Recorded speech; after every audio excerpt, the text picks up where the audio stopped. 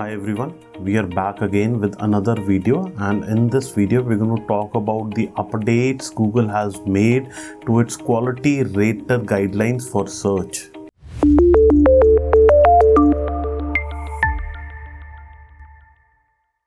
Google has introduced the new concept of EEAT.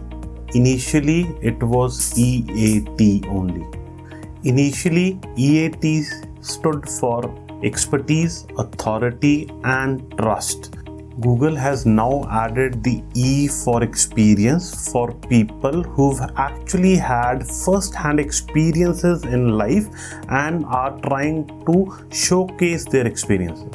So what exactly is Google looking for with experience?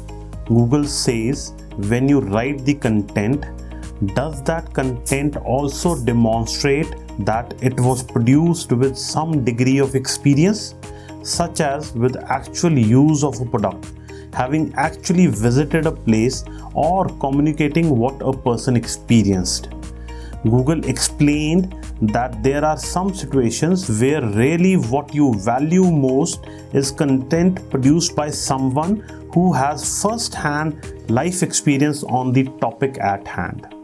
Of course, apart from adding an extra E for experience, Google still values trust as the most important factor and keeps it at the center of this family structure. For evaluating trust, the most important member of the EEAT family, the raters should consider the following. Firstly, what the website says about itself on its About Us page or other profile pages. Secondly, what others say about the website through their third-party reviews. And finally, what is actually visible on the web page which the content creator has created himself.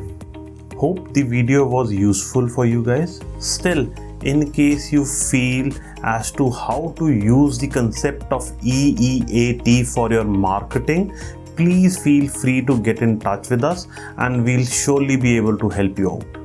You can reach out to us through our website.